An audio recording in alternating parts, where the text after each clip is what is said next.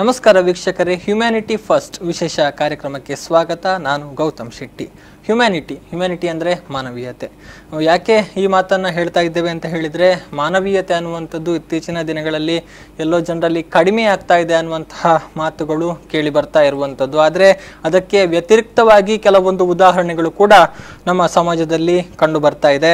ಇದಕ್ಕೆ ಒಂದು recent example ಅಂತ ಹೇಳಿದರೆ, ನಮ್ಮ ಪಕ್ಕದ ಜಿಲ್ಲೆ ಕೊಡಗಿನಲ್ಲಿ ಹಾಗೆಯೇ ಪಕ್ಕದ ರಾಜ್ಯ ಕೇರಳದಲ್ಲಿ ನಡೆದಂತಹ ಒಂದು ಭೀಕರ ಪ್ರಾಕೃತಿಕ ದುರಂತದ ಸಂದರ್ಭದಲ್ಲಿ ನಾವು ಈ ಒಂದು ವಿಚಾರವನ್ನು ಗಮನಿಸಬಹುದು. ಅಲ್ಲಿ ನಡೆದಂತಹ ಪ್ರಾಕೃತಿಕ ವಿಕೋಪದ ಸಂದರ್ಭದಲ್ಲಿ ಹಲವಾರು ಸಂಘ ಸಂಸ್ಥೆಗಳು ನಮ್ಮ ಜಿಲ್ಲೆ ಮಾತ್ರವಲ್ಲ, ಅಕ್ಕಪಕ್ಕದ ರಾಜ್ಯಗಳಿಂದ ಕೂಡ ಬಂದಿದ್ದಂತಹ ಸಾಕಷ್ಟು ಸಂಘ ಸಂಸ್ಥೆಗಳು ಅಲ್ಲಿ ಜನರಿಗೆ ಒಂದು ಸೇವೆಯನ್ನು ಸಲ್ಲಿಸಿರುವಂಥದ್ದು. ಆ ಮೂಲಕ ಸಂತ್ರಸ್ತರ ಬಾಳಲ್ಲಿ ಮತ್ತೆ ಒಂದು ಬೆಳಕನ್ನು ತರುವ ನಿಟ್ಟಿನಲ್ಲಿ ಪ್ರಯತ್ನವನ್ನ ಮಾಡ್ತಾ ಇರುವಂಥದ್ದು. ಅಂತಹುದೇ ಒಂದು ಸಂಸ್ಥೆಗಳ ಸಾಲಿಗೆ ಸೇರ್ತಾ ಇರುವಂಥದ್ದು ಹ್ಯುಮ್ಯಾನಿಟಿ ಫಸ್ಟ್ ಇಂಡಿಯಾ ಅನ್ನುವಂತಹ ಫೌಂಡೇಶನ್.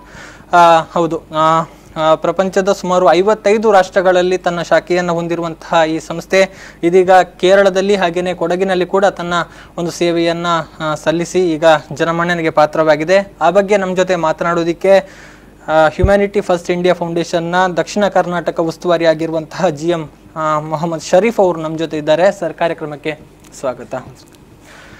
ಎಸ್ ಸರ್, ಈಗಾಗಲೇ ನಾವು ಹೇಳಿದೆವು, ತಮ್ಮ ಒಂದು ಹ್ಯುಮ್ಯಾನಿಟಿ ಫಸ್ಟ್ ಇಂಡಿಯಾ ಫೌಂಡೇಶನ್ ಅನ್ನುವಂಥದ್ದು ದೇಶದ ಹಲವಾರು ಅಂದರೆ 55 ರಾಷ್ಟ್ರಗಳಲ್ಲಿ ಈಗ ತನ್ನ ಅಸ್ತಿತ್ವವನ್ನು ಹೊಂದಿರುವಂಥದ್ದು. ಸರ್, ಆ್ಯಕ್ಚುಲಿ ಏನು ಸರ್ ಇದು ಹ್ಯುಮ್ಯಾನಿಟಿ ಫಸ್ಟ್ ಇಂಡಿಯಾ ಅಂದರೆ ಏನು ಅನ್ನುವಂಥದ್ದು? ತುಂಬ ಧನ್ಯವಾದಗಳು. ನೀವು ಕಾರ್ಯಕ್ರಮಕ್ಕೆ ನಮ್ಮನ್ನ ಆಹ್ವಾನಿಸಿದ್ದೀರಾ, ನಮಗೊಂದು ಚಾನ್ಸ್ ಕೊಟ್ಟಿದ್ದೀರಾ ನಿಮ್ಗೆ ಜನರಿಗೆ ತಲುಪಿಸ್ಬೇಕು ಅಂತೇಳಿ. ಹ್ಯುಮ್ಯಾನಿಟಿ ಫಸ್ಟ್ ಇದನ್ನ ಹ್ಯುಮ್ಯಾನಿಟಿ ಫಸ್ಟ್ ಅಂತ ಹೇಳುವಂಥದ್ದು ನಮ್ಮ ಅಹ್ಮದಿಯಾ ಮುಸ್ಲಿಂ ಜಮಾತ್ನ world wide Ahmadiyya Muslim Jamaat ಏನಿದೆ ಅದರ ಒಂದು ಸಿಸ್ಟರ್ ಕನ್ಸರ್ನ್ ಅಂತ ಹೇಳ್ಬೋದು, ಒಂದು ಸಹೋದರಿ ಸಂಸ್ಥೆ ಅಂತಲೇ ಹೇಳ್ಬೋದು. ಇದೇನಂತಂದರೆ ಇದನ್ನ 1994ರಲ್ಲಿ ನಮ್ಮ ಅಹ್ಮದಿಯಾ ಮುಸ್ಲಿಂ ಜಮಾತ್ನ ಆಗಿನ ಖಲೀಫರಾಗಿದ್ದಂತಹ ಹಜರತ್ ಮಿರ್ಜಾ ತಾಹಿರ್ ಅಹ್ಮದ್ ಅವರು ಚತುರ್ಥ ಖಲೀಫರಾಗಿದ್ದರು. ಅವರು ಸ್ಥಾಪನೆ ಮಾಡಿದಂತಹ ಒಂದು ಸಂಸ್ಥೆ ಇದು. ಇದರಲ್ಲಿ ಮುಖ್ಯ ಅವ್ರದ್ದು ಉದ್ದೇಶನೇ ಇದು ಮಾನವೀಯತೆಗೋಸ್ಕರ ಸೇವೆ ಸಲ್ಲಿಸಬೇಕು ಅಂತ ಹೇಳುವಂತ ಉದ್ದೇಶದಿಂದ ಈ ಸಂಸ್ಥೆಯನ್ನು ಆರಂಭಿಸಿದ್ರು ಅವರು. ಎಸ್ ಸರ್, ಅಂದ್ರೆ ಹೇಗೆ ನಡೆದುಕೊಂಡು ಬಂದಿದೆ ಸರ್ ಇಷ್ಟರವರೆಗೆ ಸಂಸ್ಥೆ? ಅಂದ್ರೆ ಯಾವೆಲ್ಲ ಕೆಲಸಗಳನ್ನ ಈ ಒಂದು ಸಂಸ್ಥೆಯ ಮೂಲಕ ಈವರೆಗೆ ಮಾಡಲಾಗಿದೆ ಅನ್ನುವಂಥದ್ದು? ಇದು 1994ರಲ್ಲೇ ಈಗ ಸ್ಥಾಪನೆ ಆದಂಥ ಸಂಸ್ಥೆ ಇದು. ಸ್ಟಾರ್ಟ್ ಆಗಿದ್ದಾಗಲೇ ಅನೇಕ ಭೀಕರ ದುರಂತಗಳಾಗಿರ್ಬೋದು, ಭೀಕರ ಈ ಏನು ಹೇಳ್ತೀವಿ ನಾವು ನ್ಯಾಚುರಲ್ ಕೆಲಾಮಿಟಿ ಆಯ್ತು ಅಂತ ಅದರ ಭೂಕಂಪಗಳಾಗಿರ್ಬೋದು ಅಥವಾ ನೆರೆ ಹಾವಳಿ ಆಗಿರ್ಬೋದು, ಈ ಥರ ಎಲ್ಲ ಸಂದರ್ಭಗಳಲ್ಲಿ ನಮ್ಮ ಈ ಸಂಸ್ಥೆಯು ಅನೇಕ ಶ್ಲಾಘನೀಯ ಸೇವೆಯನ್ನು ಸಲ್ಲಿಸಿದೆ. ಅದು ಎಲ್ಲ ಅದರಲ್ಲಿಯೂ ಈಗಾಗಲೇ ಹೈಟಿ ದುರಂತ ಆಗಿರ್ಬೋದು, ಅನೇಕ ವರ್ಲ್ಡ್ ವೈಡ್ ಅಲ್ಲಿ ಅನೇಕ ದುರಂತಗಳು ಸಂಭವಿಸಿದೆ. ಅದೆಲ್ಲ ಸಂದರ್ಭದಲ್ಲೂ ಕೂಡ ಹ್ಯುಮ್ಯಾನಿಟಿ ಫಸ್ಟ್ ಅದನ್ನು ಸೇವೆಯನ್ನು ಸಲ್ಲಿಸಿದೆ. ಈಗ ಈ 2 ವರ್ಷದಿಂದ ಭಾರತದಲ್ಲಿ ಈಗ ಇದು ಆರಂಭವಾಗಿದೆ. ಎಸ್, ಅಂದ್ರೆ ತಾವು ಹೇಳಿದ್ರಿ ಪ್ರಾಕೃತಿಕ ವಿಕೋಪಗಳು ಸಂಭವಿಸುವ ಸಂದರ್ಭದಲ್ಲಿ ಅಥವಾ ಇನ್ನಿತರ ಯಾವುದೇ ವಿಪತ್ತುಗಳು ಸಂಭವಿಸುವ ಸಂದರ್ಭದಲ್ಲಿ ಹ್ಯುಮ್ಯಾನಿಟಿ ಫಸ್ಟ್ ಇಂಡಿಯಾ ಅನ್ನುವಂಥದ್ದು ಅಲ್ಲಿ ತೆರಳಿ ಸೇವೆಯನ್ನು ಮಾಡ್ತದೆ. ಯಾವ ರೀತಿ ಇರ್ತದೆ ಅಂದ್ರೆ ಒಂದು ತಾವು ಸೇವೆಯನ್ನು ಸಲ್ಲಿಸುವ ರೀತಿ ಹೇಗಿರ್ತದೆ ಅನ್ನುವಂಥದ್ದು ಸರ್? ಹ್ಯುಮ್ಯಾನಿಟಿ ಫಸ್ಟ್ ನಮ್ಮ ಈ ಸಂಸ್ಥೆಯಲ್ಲಿ ಏನಿದೆ, ನಮಗೆ ಸ್ವಯಂ ಸೇವಕರೇ ನಮ್ಮ ಶಕ್ತಿ, ಕಾರ್ಯಕರ್ತರೇ ನಮ್ಮ ಶಕ್ತಿ.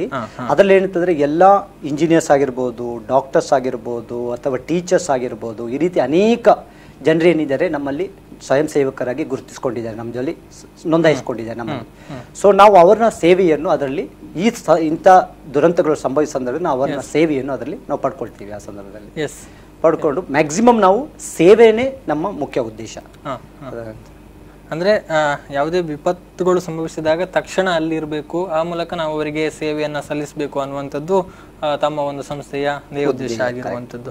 ಅಂದ್ರೆ ಹೇಗೆ ಒಂದು ಪ್ರತಿಕ್ರಿಯೆ ವ್ಯಕ್ತವಾಗ್ತದೆ ಈ ಒಂದು ಸಂದರ್ಭದಲ್ಲಿ ಜನರಿಂದ ತಾವು ಇಂತಹ ಒಂದು ಸೇವೆಗಳನ್ನೆಲ್ಲ ಮಾಡುವಾಗ ಅನ್ನುವಂಥದ್ದು? ಖಂಡಿತ ಒಳ್ಳೆ ನಮಗೆ ಅಲ್ಲಿ ಎಲ್ಲ ಇದರಿಂದ ಒಳ್ಳೆ ಸಹಕಾರ ಸಿಗ್ತದೆ. ಯಾಕಂತಂದ್ರೆ ನಾವು ಯಾವುದೇ ಜಾತಿ, ಯಾವುದೇ ಧರ್ಮ, ಯಾವುದೇ ಮತ ಯಾವುದು ನಾವು ನೋಡದೆ, ಇರೆಸ್ಪೆಕ್ಟಿವ್ ಆಫ್ ಕ್ಯಾಸ್ಟ್, ರಿಲಿಜನ್ ಎಲ್ಲ ನೋಡೋದ್ರಿಂದ ಎಲ್ಲ ಇದು ಕೂಡ ನಮಗೆ ಸಪೋರ್ಟ್ ಮಾಡ್ತಾರೆ ಎಲ್ಲರೂ. ಯಾಕಂದ್ರೆ ಅವರು ಕೂಡ ನಮ್ಮ ಜೊತೆಗೆ ಕೈ ಜೋಡಿಸ್ಕೊಂಡು ಒಟ್ಟಿಗೆ ನಾವು ಸೇವೆ ಸಲ್ಲಿಸಿ ಅವರಿಗೆ ಒಂದು ಇದು ಮಾಡ್ತಾ ಇದ್ದೀವಿ, ಸೇವೆ ಸಲ್ಲಿಸ್ತಾ ಇದ್ದೀವಿ.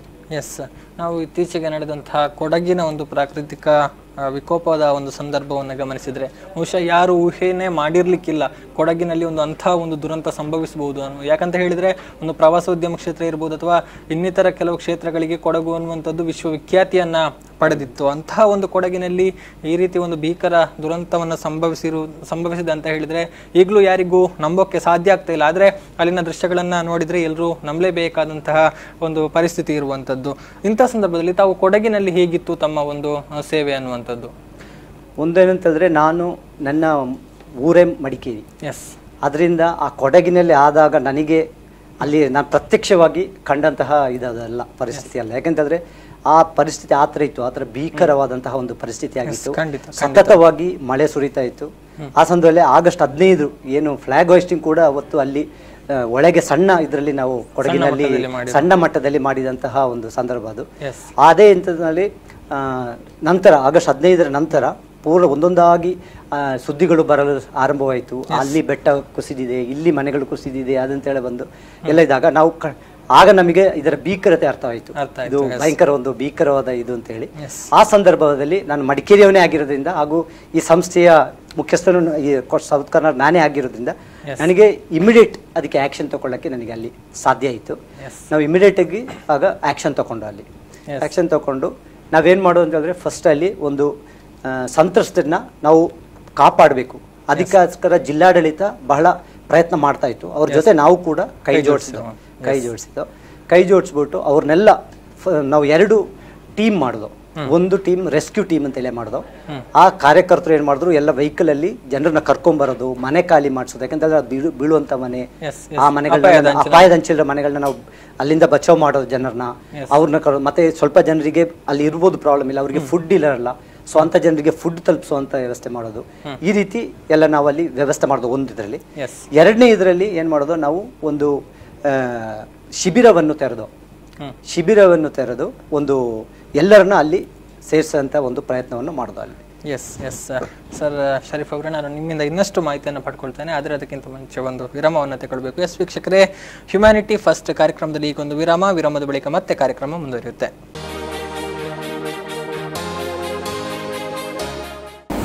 ವಿರಾಮದ ಬಳಿಕ ಮತ್ತೆ ಹ್ಯುಮ್ಯಾನಿಟಿ ಫಸ್ಟ್ ವಿಶೇಷ ಕಾರ್ಯಕ್ರಮಕ್ಕೆ ಸ್ವಾಗತ ವೀಕ್ಷಕರೇ. ನಾವು ಹ್ಯುಮ್ಯಾನಿಟಿ ಫಸ್ಟ್ ಇಂಡಿಯಾ ಫೌಂಡೇಶನ್ನ ಕೆಲಸ ಕಾರ್ಯವೈಖರಿಯ ಬಗ್ಗೆ ಸೌತ್ ಕರ್ನಾಟಕ ಇನ್ಚಾರ್ಜ್ ಆಗಿರುವಂತಹ GM ಮೊಹಮ್ಮದ್ ಶರೀಫ್ ಅವರಿಂದ ನಾವು ಮಾಹಿತಿಯನ್ನು ಪಡೆದುಕೊಳ್ತಾ ಇದ್ವಿ.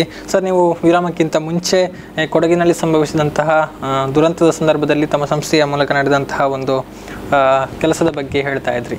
ಏನಿದೆ ಅಂದರೆ ಹೆಚ್ಚಿನ ಮಾಹಿತಿಯನ್ನು ಕೊಡೋದಿದ್ರೆ? ಅದೀಗ ನಾ ಈಗಾಗಲೇ ಹೇಳಿದಂಗೆ ನಾವು 2 ಟೀಮನ್ನು ಮಾಡ್ಕೊಂಡಿದ್ದು ಇದರಲ್ಲಿ ರಿಲೀಫಲ್ಲಿ. ಒಂದು ತಂಡ ಏನು ಮಾಡ್ತಾ ಇತ್ತು ಅಂತಂದರೆ ರೆಸ್ಕ್ಯೂ ಮಾಡ್ತಾ ಇತ್ತು, ಇನ್ನೊಂದು ತಂಡ ನಮ್ಮ ಕ್ಯಾಂಪ್ನ ಉಸ್ತುವಾರಿ ನೋಡ್ಕೊಳ್ತಾ ಇತ್ತು. ಈ ನಾವು ರಿಲೀಫ್ ಅಥವಾ ಈ ರೆಸ್ಕ್ಯೂ ಏನು ಟೀಮ್ ಮಾಡಿದ್ದೀವಿ, ಒಂದು 4 ತಂಡ ಮಾಡಿದ್ದು, ಅವ್ರೇನು ಮಾಡ್ತಿದ್ರು, ವೆಹಿಕಲಲ್ಲಿ ಎಲ್ಲ ಜಾಗಕ್ಕೂ ಹೋಗಿ ಎಲ್ಲೆಲ್ಲಿ ಸಂತ್ರಸ್ತ ಇದ್ದಾರೆ ಅಥವಾ ಎಲ್ಲಿ ಮನೆ ಬೀಳ್ತಾ ಇದೆ ಅಥವಾ ಬೀಳೋ ಪರಿಸ್ಥಿತಿಯಲ್ಲಿ ಇದೆ ಅಥವಾ ಅವ್ರಿಗೆ ಇರೋಕ್ಕಾಗಲ್ಲ ಅಥವಾ ನೀರು ತುಂಬಿದೆ ಅಥವಾ ಈ ಬರೆ ಕುರಿಸ್ತಿದೆ, ಅಲ್ಲಿ ನಮಗೆ ಎಲ್ಲೆಲ್ಲಿ ಹೋಗೋಕ್ಕಾಯ್ತದೆ ಮ್ಯಾಕ್ಸಿಮಮ್ ಅಂತ ಆ ಮಳೆಯಲ್ಲೂ ಕೂಡ ನಾವು ಅವ್ರನ್ನ ಹೋಗಿ ಅಲ್ಲಿ ಅವ್ರನ್ನ ಕಾಪಾಡ್ಕೊಂಡು ಬಂದು ಅವರಿಗೆ ಕೆಲವು ಜನರಿಗೆ ನಾವು ಫುಡ್ ತಲುಪಿಸ್ಬೇಕಿತ್ತು, ಅವರಿಗೆ ಅಲ್ಲಿ ಫುಡ್ ಇತ್ತಿಲ್ಲ, ಸೊ ಅಂಥ ಜನರಿಗೆ ನಾವು ಫುಡ್ ತಲುಪಿಸಿದೋ. ಕೆಲವು ಜನರಿಗೆ ಬಟ್ಟೆ ಬೇಕಿತ್ತು, ಅಂಥ ವ್ಯವಸ್ಥೆನೂ ಮಾಡಿದೋ. ಮಾಡಿಬಿಟ್ಟು ಅವ್ರನ್ನ ಎಲ್ಲ ನಾವು ಕರ್ಕೊಂಡು ಬಂದೋ. ಸ್ವಲ್ಪ ಜನ ಕರ್ಕೊಂಡ್ಬಂದ ಮೇಲೆ ಅವ್ರನ್ನ ನಮಗೆ ಎಲ್ಲಿ ಇಟ್ಕೊಳ್ಬೇಕು ಅಂತ ಸಮಸ್ಯೆ ಇತ್ತು. ನಮಗೊಂದು ಅವ್ರನ್ನ ಕಂಡಾಗ ಪರಿಸ್ಥಿತಿ ಆ ರೀತಿ ಇತ್ತು. ಖಂಡಿತವಾಗಿ ಅವ್ರು ಬರ್ತಿದ್ದಂತಹ ಪರಿಸ್ಥಿತಿ ಕೂಡ ಆಗಿತ್ತು, ಕಣ್ಣೀರು ಬರ್ತಿತ್ತು ಅವ್ರನ್ನ ನೋಡಿದಾಗ. ಯಾಕೆಂತಂದ್ರೆ ಅವ್ರು ಫುಲ್ ಇದರಲ್ಲಿ ಎಂತ ಕೆಸರಲ್ಲಿ ಇದಾಗಿ ಎಲ್ಲ ಕಳ್ಕೊಂಡು ಬರ್ತಾ ಇದ್ರು ಜನ. ಆಗ ಬಂದಾಗ ಅವರಿಗೆ ಮುಖ್ಯವಾಗಿ ನಾವು ಒಂದು ಶೆಲ್ಟರ್ ಕಲ್ಪಿಸೋದು ನಮ್ಮ ಮುಖ್ಯ, ತಾತ್ಕಾಲಿಕವಾಗಿ ಒಂದು ಕಟ್ಬೇಕು, ನಮ್ಮ ಆದ್ಯ ಕರ್ತವ್ಯ ಆಗಿದ್ದಾಗ. ಆಗ ನಾವೇನ್ ಮಾಡೋದು, ಇಮಿಡಿಯೇಟ್ ಆಗಿ ಒಂದು ಮದುವೆ ಹಾಲ್ನ ನಾವು ಹೋಗಿ ಕೇಳ್ಕೊಂಡು, ಒಬ್ರು ಮೌಲಾನಾ ಅವರಿದ್ರು, ಕೂರ್ಗ್ ಕಮ್ಯುನಿಟಿ ಹಾಲ್ ಅಂತ ಹೇಳಿ ಮಡಿಕೇರಿದ್ದು, ಅಲ್ಲಿ ಹೋಗಿ ಕೇಳ್ಕೊಂಡು ಆಗ ಅವರು ಅದಕ್ಕೆ ಒಪ್ಕೊಂಡು ಆ ಹಾಲ್ನ ನಮಗೆ ಉಚಿತವಾಗಿ ನಮಗೆ ಬಿಟ್ಟುಕೊಟ್ರು. ಆಗ ಆ ಇದರಲ್ಲಿ ನಾವೇನು ಮಾಡೋದು, ಅಲ್ಲಿ ಅವ್ರನ್ನ ಶೆಲ್ಟರ್ ರೆಡಿ ಮಾಡೋದು. ಆಗ ಅದರಲ್ಲಿ ನಮಗೆ ಸುಮಾರು ಜನ ನಮಗೆ ಅದರಲ್ಲಿ ಹೆಲ್ಪ್ ಮಾಡಿದರು. ಅದರಲ್ಲಿ ಮುಖ್ಯವಾಗಿ ನಾನು ಹೇಳಲಿಕ್ಕೆ ಇಚ್ಛಪಡೋದು ಅಂತಂದರೆ, ನಮ್ಮ ಅಹಮದಿಯಾ ಮುಸ್ಲಿಂ ಜಮಾತ್ ನಾವು ಅಧ್ಯಕ್ಷರು MB ಜೈರಮ್ಮ ಸಾಹೇಬ್ರವರು ಅವ್ರೇನು ಮಾಡಿದ್ರು, ಇಮಿಡಿಯೇಟ್ ಆಗಿ ನಾವು ಅವ್ರ ಹತ್ರ ಕೇಳ್ಕೊಂಡಾಗ ಇವ್ರಿಗೆ ಮಲ್ಗಕ್ಕೆ ವ್ಯವಸ್ಥೆ ಮಾಡ್ಬೇಕು ಏನು ಅಂತ ಹಾಲ್ ಇತ್ತು, ಅಲ್ಲಿ ಮಲ್ಗಕ್ಕೆ ಏನು ವ್ಯವಸ್ಥೆ ಇತ್ತಿಲ್ಲ. ಆಗ ಇಮಿಡಿಯೇಟ್ ಆಗಿ ಅವರು ನಮಾಜ್ ಮಾಡ್ತೀವಿ ಅಂತ ಅವ್ರದ್ದು ಮ್ಯಾಟನ್ನು ತೆಗೆದು ನಮಗೆ ಕೊಟ್ಟರು, ನೀವು ತಗೊಂಡೋಗಿ ಆ ಮ್ಯಾಟ್ನ ಹಾಕಿ ಅಂತೇಳಿ. ಸೊ ಆ ಮ್ಯಾಟಲ್ಲಿ ಅಲ್ಲಿ ಹಾಕೋದು, ಮತ್ತು ಲೇಡೀಸ್ಗೆ ಜೆಂಟ್ಸ್ಗೆ ಸಪ್ರೇಟ್ ಪಾರ್ಟಿಷನ್ ಮಾಡೋದು ಎಲ್ಲ ಮಲ್ಗಕ್ಕಾಗಿ ಇರಕ್ಕಾಗಿ ಅಂತೇಳಿ. ಮತ್ತು ಎಲ್ಲ ರೀತಿಯ ಅಲ್ಲಿ ವ್ಯವಸ್ಥೆ ನಾವು ಮಾಡೋದು. ಯಾಕಂತಂದ್ರೆ ಊಟದ ವ್ಯವಸ್ಥೆ ಅಲ್ಲೇ ಸ್ವಯಂ ಸೇವಕರೇ ಅದರ ನೇತೃತ್ವ ವಹಿಸ್ಕೊಂಡ್ರು ಊಟದ ವ್ಯವಸ್ಥೆ ಮಾಡೋಕ್ಕೆ. ಅದೇ ರೀತಿ ಮಧ್ಯಾಹ್ನ ಒಂದು ಹೊತ್ತು ನಮಗೆ ಊಟದ ಬೇಕಿತ್ತು. ಆಗ ಮುಸ್ಲಿಮ್ ಇದು ಲಜ್ನಾ ಅಥವಾ ಲೇಡೀಸ್ ವಿಂಗ್ ಏನಿದೆ, ಅವರು ತಮ್ಮ ಮನೆಯಲ್ಲೇ ಸ್ವಲ್ಪ ಸ್ವಲ್ಪ ಊಟ ರೆಡಿ ಮಾಡಿ ತಗೊಂಡ್ಬಂದು ಊಟದ ಮಧ್ಯಾಹ್ನ ಊಟದ ವ್ಯವಸ್ಥೆ ಮಾಡಿದ್ರು. ಹೀಗೆ ನಂತರ ಏನಾಯ್ತು ಅಂತಂದರೆ ಪುನಃ ಅವರಿಗೆ ಅಲ್ಲಿ ಬೇರೆ ವ್ಯವಸ್ಥೆ ಬೇಕಿದೆ ಅಂತಂದರೆ ಬಟ್ಟೆ ವ್ಯವಸ್ಥೆ. ಆಗ ಸುತ್ತಮುತ್ತಲಿನ ಎಲ್ಲ ಜನರು ಬಟ್ಟೆಗಳನ್ನ ತಂದು ಕೊಟ್ಟರು. ಹಾಗೆ ರೀತಿ ಅಕ್ಕಿ ಅಥವಾ ಬೇಳೆ ಅಥವಾ ಏನೂ ಇಲ್ಲ, ಅವ್ರಿಗೆ ಏನೆಲ್ಲ ಸಾಧ್ಯ ಇದು ಎಲ್ಲ ತಂದು ಕೊಡೋಕ್ಕೆ ಶುರು ಮಾಡಿದ್ರು. ಹಾಗೆ ನಿಮಗೆ ಗೊತ್ತಿರ್ಬೋದು, ಅದು ಕೊಡಗು ಆ ಟೈಮಲ್ಲಿ ಒಂದು ದ್ವೀಪದಂತಾಗಿತ್ತು. ಎಲ್ಲೂ ಯಾರು ಹೊರಗಿನವರು ಸಹಾಯ ಸಂಪರ್ಕ ಕಡ್ಕೊಂಡಿತ್ತು, ಎಲ್ಲಿ ಯಾರು ಬರುವಂಥ ಪರಿಸ್ಥಿತಿ ಇತ್ತಿಲ್ಲ. ಅಂಥ ಸಂದರ್ಭದಲ್ಲಿ ಏನಾಗಿತ್ತು, ಕೊಡಗಿನವರೇ 4-5 ದಿನ ಕೊಡಗಿನವರೇ ಎಲ್ಲ ವ್ಯವಸ್ಥೆಯನ್ನು ಅಲ್ಲಿ ನಾವು ಮಾಡಿದ್ವು, ಎಲ್ಲ ಕೊಡಗಿನವ್ರದ್ದು ಸಹಕಾರದೊಂದಿಗೆ ಎಲ್ಲ ಮಾಡಿದ್ದು. ಹಾಗೆ ಅದರ ನಂತರ ಏನಾಯಿತು, ಅಲ್ಲಿ ನಮಗೆ ಇವ್ರದ್ದು ಇವ್ರು ಏನಾಗಿದ್ದಾರೆ, ನಮ್ಮ ಏನು ಹೇಳ್ತಿದ್ದೆ ಅವ್ರದ್ದು ಅಹಮದಿಯಾ ಇದ್ರದ್ದು ಅಧ್ಯಕ್ಷರಂತ ಇದು ಕೊಟ್ಟರು. ಹಾಗೆ ಎಲ್ಲ ಇದ್ರದ್ದು ನಮ್ಮ ಮೌಲ್ವಿಯವರಾಗಿರ್ಬೋದು, ಫಾದರ್ ಅವರಾಗಿರ್ಬೋದು ಅಥವಾ ಸ್ವಾಮೀಜಿಗಳಾಗಿರ್ಬೋದು, ಈ ರೀತಿ ಎಲ್ಲ ಧಾರ್ಮಿಕ ನಾಯಕರುಗಳು, ಮತ ಇದಾಗಿರ್ಬೋದು ಅಥವಾ ಈ ರಾಜಕೀಯರಾಗಿರ್ಬೋದು, ಎಲ್ಲರೂ ಕೂಡ ನಮ್ಮೊತ್ತಿಗೆ ಬಂದು ನಮ್ಮ ಜೊತೆ ಸಹಕರಿಸಿದರು. ಹಾಗೆ ಜಿಲ್ಲಾಡಳಿತ ಕೂಡ ನಮ್ಗೆ ಎಲ್ಲ ರೀತಿಯ ಸಹಕಾರನ ಕೊಟ್ಟು ನಮ್ಮೊಂದಿಗೆ ನಾವು ಅವರೊಂದಿಗೆ ಕೈ ಜೋಡಿಸಿ ಅಂತಲೇ ಹೇಳ್ಬೋದು. ಅಂದರೆ ಒಂದು ರೀತಿ ಕೊಡಗಿನಲ್ಲಿ ಸಂಭವಿಸಿದ ದುರಂತದ ಸಂದರ್ಭದಲ್ಲಿ ಎಲ್ಲ ಕಡೆಯಿಂದ ಅಂದರೆ ಜಾತಿ ಮತ ಭೇದವನ್ನು ಮರೆತು ಎಲ್ಲ ಒಂದು ನೆರವಿನ ಮಹಾಪುರವೇ ಅಲ್ಲಿ ಹರಿದು ಬಂದಿತ್ತು. ಇನ್ನು ಆ ಸಂದರ್ಭದಲ್ಲಿ ಆದಂತಹ ದುರಂತವನ್ನು ನೆನೆಸ್ಕೊಂಡ್ರೆ ಈಗಲೂ ಎಲ್ಲರ ಕಣ್ಣು ಮಂಜಾಗುವಂಥದ್ದು. ಯಾಕಂತ ಹೇಳಿದರೆ ಅಲ್ಲಿ ಏನೋ ಎಕರೆಗಟ್ಟಲೆ ಭೂಮಿಯನ್ನು ಹೊಂದಿದ್ದವರು, ಎಕರೆಗಟ್ಟಲೆ ಕಾಫಿ ತೋಟ ಇತ್ಯಾದಿಗಳನ್ನು ಹೊಂದಿದ್ದವರು ಏನೂ ಇಲ್ಲದೆ ಬರಿಗೈಯಲ್ಲಿ ಅಲ್ಲಿ ನಿರಾಶ್ರಿತರ ಕೇಂದ್ರದಲ್ಲಿ ಆಶ್ರಯವನ್ನು ಪಡೆದಿರುವಂಥದ್ದನ್ನು ನಾವೆಲ್ಲ ನೋಡಿರುವಂಥದ್ದು. ಇನ್ನು ಇದೇ ಸಂದರ್ಭದಲ್ಲಿ ತಮ್ಮ ಮೂಲಕ ಕೆಲವೊಂದು ಮನೆಗಳ ದುರಸ್ತಿ ಕಾರ್ಯವನ್ನು ಕೂಡ ಮಾಡಿಕೊಡಲಾಗಿದೆ ಅಂತ ಹೇಳಿದ್ರಿ, ಅದರ ಬಗ್ಗೆ ಸ್ವಲ್ಪ ಮಾಹಿತಿ ಕೊಡ್ಬೋದಾ? ಖಂಡಿತ. ಈಗ ನಮ್ಮಲ್ಲಿ ಏನು ನಾವಲ್ಲಿ ಶಿಬಿರವನ್ನು ತೆರೆದಿದ್ದು, ಆ ಶಿಬಿರದಲ್ಲಿ ನಮ್ಮಲ್ಲಿ ಆಶ್ರಯ ಪಡೆದಂತಹ ಸುಮಾರು ಜನರು ಏನು ಮಾಡಿದ್ರು, ನಮ್ಮಲ್ಲಿ ಬಂದು ಕೇಳ್ಕೊಂಡ್ರು, ನಾವು ಇಲ್ಲಿ ನೀವು ಏನಿದೆ ಉತ್ತಮವಾಗಿ ನಮಗೆ ವ್ಯವಸ್ಥೆಯನ್ನು ಮಾಡಿಕೊಟ್ಟಿದ್ದೀರಾ, ನಮ್ಮನ್ನ ಚಂದ ನೋಡ್ಕೊಳ್ತಾ ಇದ್ದೀರಾ ಎಲ್ಲದರಲ್ಲಿ. ಆದರೆ ನಮಗೆ ಇಲ್ಲಿ ನಂತರ ನಮ್ಮ ಮನೆಗಳೇನಿದೆ ಎಲ್ಲ ಬಿದ್ದೋಗಿದೆ, ಅಥವಾ ನಮ್ಮದು ಮನೆ ಪಾರ್ಷಿಯಲಿ ಅಥವಾ ಅರ್ಧಂಬರ್ಧ ಇದಾಗಿದೆ, ಗೋಡೆ ಬಿದ್ದೋಗಿದೆ, ಈಗೆಲ್ಲ ನಮಗೆ ಅವರು ಬಂದು ರಿಜಿಸ್ಟರ್ ಮಾಡಿಕೊಂಡ್ರು. ಈ ಥರ ಏನಾದರೂ ನಿಮ್ಮಲ್ಲಿ ಸಾಧ್ಯ ಆದರೆ ನಮಗೆ ಸಹಾಯ ಮಾಡಿ ಅಂತ ಹೇಳುವಂಥ ಮನವಿ ಮಾಡಿದ್ರು. ಮತ್ತು ನಮ್ಮ ಈ ಸಂಸ್ಥೆ ಏನಿದೆ ಈಗ ಭಾರತದಲ್ಲಿ ಈಗ ತಾನೇ ಅಂಬೆಗಾಲಿ ಇಟ್ಕೊತಿದೆ ಅಂತ ಹೇಳ್ಬೋದು, ಯಾಕಂದರೆ 2 ವರ್ಷ ಆಗಿದೆ ಅಷ್ಟೇ. ಆಗ ನಮಗೆ ಇದು ಕೂಡ ನಮಗೆ ಹೊಸದು ಇದು ಈ ಥರದ್ದು, ಯಾಕಂದರೆ ಹೊರಗಿನೆಲ್ಲ ಅಲ್ಲಿ ಅವರಿಗೆ ಎಕ್ಸ್ಪೀರಿಯನ್ಸ್ ಇದೆ, ನಮಗೆ ಇದು ಪ್ರಥಮ ಇದಾದ್ರಿಂದ ನಮಗೆ ಅಷ್ಟೊಂದು ಇದಿತ್ತಿಲ್ಲ. ಆದರೂ ಕೂಡ ನಾವು ಅವರಿಗೆ ಸಹಾಯ ಮಾಡಬೇಕು ಅಂತ ಹೇಳೋ ಉದ್ದೇಶದಿಂದ ನಾವೊಂದು ಆರ್ಗನೈಸಿಂಗ್ ಇದಾದ್ರಿಂದ, ನಮ್ಮದೊಂದು ಸಂಸ್ಥೆ ಆರ್ಗನೈಸಿಂಗ್ ಆಗಿರೋದ್ರಿಂದ ನಾವು ನಮ್ಮ ಮೇಲಿನವರ ನಮ್ಮ ಮೇಲಿನವರ ಇದರ ಪ್ರಕಾರ ಅಂತ ಇನ್ಸ್ಟ್ರಕ್ಷನ್ ಪ್ರಕಾರ ನಾವೇನು ಮಾಡೋದು, ಈ ಕೆಲವೊಂದು ಮನೆಗಳನ್ನ ದುರಸ್ತಿ ಮಾಡ್ಕೊಂತ ಡಿಸೈಡ್ ಮಾಡಿ ನಾವು ಕೊಡಗಿನ ಮಡಿಕೇರಿಯಿಂದನೇ ಹೇಳೋದು, ಮಡಿಕೇರಿಯ ಕೆಲವು ನಗರಗಳಿಗೆ, ಮಡಿಕೇರಿ ನಗರದ ಕೆಲವು ಜಾಗಗಳಿಗೆ ನಾವು ವಿಸಿಟ್ ಮಾಡೋದು. ಅದರಲ್ಲಿ ಹೆಚ್ಚು ದುರಂತ ನಮ್ಮಲ್ಲಿ ಮಡಿಕೇರಿಯಲ್ಲಿ ಸಂಭವಿಸಿದ್ರೆ ಚಾಮುಂಡೇಶ್ವರಿ ನಗರ ಅಂತ ಹೇಳುವಂಥ ಏರಿಯಾ, ಅಲ್ಲಿ ನಮಗೆ ಜಿಲ್ಲಾಡಳಿತದಿಂದ ಪರ್ಮಿಷನ್ ಇಲ್ಲ. ಯಾಕಂತೇಳಿ ಅಲ್ಲಿ ಅದು ಇನ್ನೂ ಕೂಡ ಕುಸಿಯುವಂಥ ಸಂಭವ ಇರೋದ್ರಿಂದ ಅದು ಚಾನ್ಸ್ ಇತ್ತಿಲ್ಲ. ಅದು ಬಿಟ್ಟು ನೆಕ್ಸ್ಟ್ ನಾವು ಜಿಲ್ಲಾಡಳಿತ ಕೇಳ್ಕೊಂಡಾಗ ತ್ಯಾಗರಾಜ್ ಕಾಲೋನಿಯಲ್ಲಿ ಸ್ವಲ್ಪ ಹೆಚ್ಚು ಮನೆಗಳು ಇದಾದಂಥ ಸಿಕ್ತು ನಮಗೆ.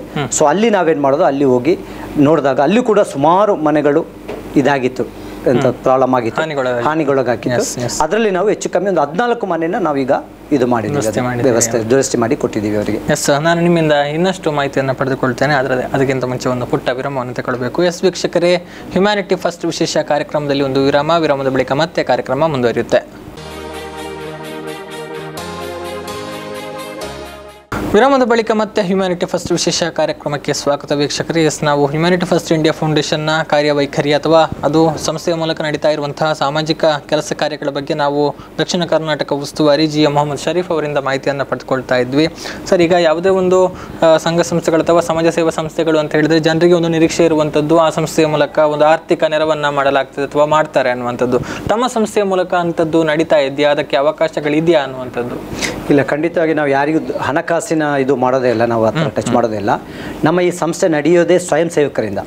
ನಾವೇ ಸೇರಿಕೊಂಡು ನಾವೇ ಕೆಲಸವನ್ನು ಮಾಡೋದು, ನಾವೇ ಎಲ್ಲ ಸೇರಿಕೊಂಡು. ಸೊ ನಮ್ಮಲ್ಲಿ ಸುಮಾರು ಜನ ಸ್ವಯಂ ಸೇವಕರು ನೋಂದಾಯಿಸ್ಕೊಂಡಿದ್ದಾರೆ, ನಮ್ಮ ಜೊತೆ ಸೇರ್ಕೊಂಡಿದ್ದಾರೆ. ಅದರಲ್ಲಿ ಅನೇಕ ಇಂಜಿನಿಯರ್ಸ್ ಆಗಿರ್ಬೋದು, ಡಾಕ್ಟರ್ಸ್ ಆಗಿರ್ಬೋದು, ಎಲ್ಲರೂ ನಮ್ಮಲ್ಲಿ ಇದರಲ್ಲಿ ಇದ್ದಾರೆ, ಅದರಲ್ಲಿ ಸಂಸ್ಥೆಯಲ್ಲಿ ಇದ್ದಾರೆ. ಸೊ ನಾವೇ ಸೇರಿಕೊಂಡು ಇವರಿಗೆ ಇದು ಮಾಡುವಂಥ ಸಂಸ್ಥೆ ಇದು, ಇದರಲ್ಲಿ ಸಹಾಯ ಮಾಡೋದು. ಅದರಿಂದ ನಾವು ಯಾವುದೇ ₹1 ನಾವು ಹಣ ತಗೊಂಡ್ರು ಕೂಡ ಅದು ರಿಸಿಪ್ಟ್ ಕೊಟ್ಟೆ ನಾವು ತಗೊಳ್ತೀವಿ. ತಗೊಂಡು ಇದರಲ್ಲೇ ನಾವು ಅವರಿಗೇನೆ ಮಾತ್ರ ಅಲ್ಲ, ಅದು ಯಾವ ನಾವು ಈ ಉದ್ದೇಶಕ್ಕೆ ತಗೊಳ್ತೀವೋ ಅದಕ್ಕೇನೆ ನಾವು ಖರ್ಚು ಮಾಡ್ತೀವಿ, ಅಲ್ಲದೆ ಬೇರೆ ಇದಕ್ಕೆ ಅದು ಇದು ಮಾಡೋಕ್ಕಾಗಲ್ಲ. ಯಾವುದೇ ರೀತಿ ದುರುಪಯೋಗ ಮಾಡೋಕ್ಕೆ ಸಾಧ್ಯನೇ ಇಲ್ಲ. ಅದಕ್ಕೆ ಸಂಪೂರ್ಣವಾಗಿ ಪಾರದರ್ಶಕವಾಗಿ ಇರ್ತದೆ, ಎಲ್ಲ ವ್ಯವಹಾರಗಳು ನಡೀತದೆ ಅನ್ನುವಂಥದ್ದು. ಸರ್, ಈಗ ತಮ್ಮ ಸಂಸ್ಥೆಯ ಮೂಲಕ ನಡೆದಿರುವಂಥದ್ದು ಎಲ್ಲರೂ ನೋಡಿದ್ದಾರೆ, ಎಲ್ಲರೂ ಮೆಚ್ಚುಗೆಯನ್ನು ಈಗಾಗಲೇ ವ್ಯಕ್ತಪಡಿಸಿದ್ದಾರೆ. ಈಗ ತಮ್ಮ ಒಂದು ಸಂಸ್ಥೆಯಿಂದ ಒಂದು ಸ್ಫೂರ್ತಿಯನ್ನು ಪಡೆದು ಕೆಲವು ಯುವಕರು ಇರ್ಬೋದು ಅಥವಾ ಆಸಕ್ತರು, ಅವರಿಗೂ ಒಂದು ಇಂಟ್ರೆಸ್ಟ್ ಇರುತ್ತೆ, ಇಂಥ ಒಂದು ಸಂಸ್ಥೆಯ ಮೂಲಕ ನಾವು ಕೈ ಜೋಡಿಸಬೇಕು, ನಾವು ಇಂಥದಕ್ಕೆ ಜಾಯ್ನ್ ಆಗಬೇಕು ಅಂಥವರು ಯಾವ ರೀತಿ ತಮ್ಮ ಒಂದು ಸಂಘಟನೆ ಅಥವಾ ಸಂಸ್ಥೆಯನ್ನು ಜಾಯ್ನ್ ಆಗಬಹುದು ಅನ್ನುವಂಥದ್ದು? ಖಂಡಿತವಾಗಿ ಇದು ಅಂತ ಹೇಳಿದ್ರೆ ನಾವು ಇದರಲ್ಲಿ ನಮ್ಮ ಈ ಸಂಸ್ಥೆಯಲ್ಲಿ ಯಾವ್ದು ಬೇಕಾದ್ರೆ ಬರ್ಬೋದು. ಅದರಲ್ಲಿ ಯಾವುದೇ ಜಾತಿ, ಧರ್ಮ, ಮತ ಯಾವುದೂ ಇಲ್ಲ. ಯಾರು ಬೇಕಾದ್ರೆ ಮುಕ್ತವಾಗಿದ್ದಕ್ಕೆ ನಮ್ಮ ಕಾರ್ಯಕ್ಕೆ ಕೈ ಜೋಡಿಸ್ಬೋದು.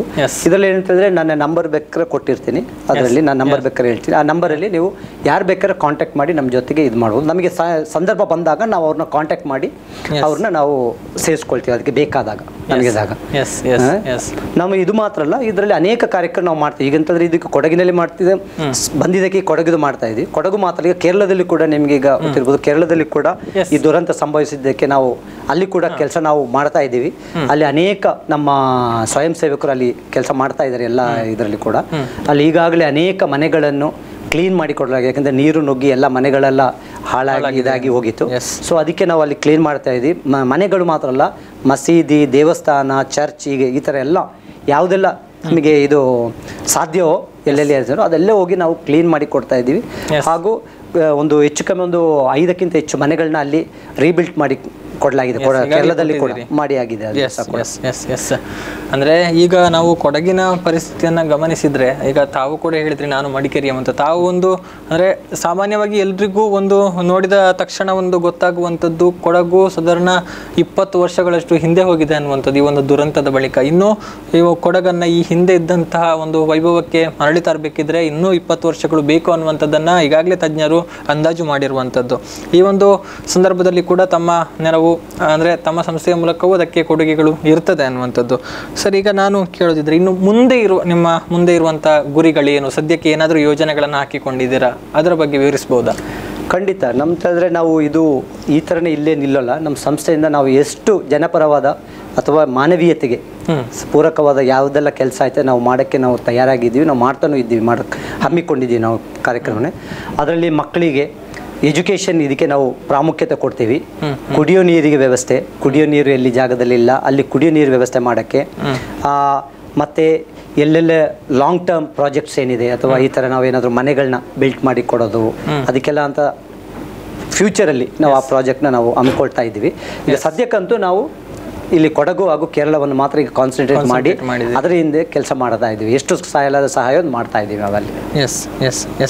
ಈಗ ಒಂದು ಕೊಡಗಿನಲ್ಲಿ ತಾವು ನೋಡಿದಂಥ ಪ್ರಕಾರ, ತಾವು ಮಡಿಕೇರಿಯವನಂತ ಹೇಳಿದ ಕಾರಣ ತಮ್ಮ ನನ್ನ ಪ್ರಶ್ನೆಯನ್ನು ಕೇಳ್ತಾ ಇರೋದು, ಇಲ್ಲಿ ನಡೆದಂತಹ ಒಂದು ಇದಕ್ಕೆ ಕಾರಣ ಏನು ಅಂತ ತಮಗೆ ಅನಿಸುತ್ತೆ ಸರ್ ನಿಮಗೆ? ಕಾರಣ ಏನು ಅಂತಂದರೆ ನಮಗೆ ಯಾರಿಗೂ ಅದು ಇದು ಮಾಡೋಕ್ಕೆ ಕಷ್ಟನೇ. ಯಾಕೆಂತಂದರೆ ಮಡಿಕೇರಿಯಲ್ಲಿ ಸಾಧಾರಣವಾಗಿ ಮಳೆ ಬರೋದೆ, ನಮಗೆ ಅದನ್ನು ಹೊಸತೇನಲ್ಲ ಮಡಿಕೇರಿ ಮಳೆ.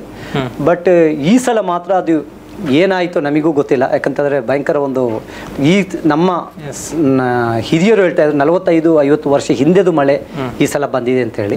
ಬಟ್ ಸುಮಾರು ಜನ ನಾನಾ ಕಾರಣ ಹೇಳ್ತಾರೆ, ಬಟ್ ನಾನು ಯಾವ ಕಾರಣಕ್ಕೂ ನಾನು ಹೇಳಕ್ಕೆ ಇಷ್ಟಪಡಲ್ಲ ಅದು ಏನು ಕಾರಣ ನನಗೆ.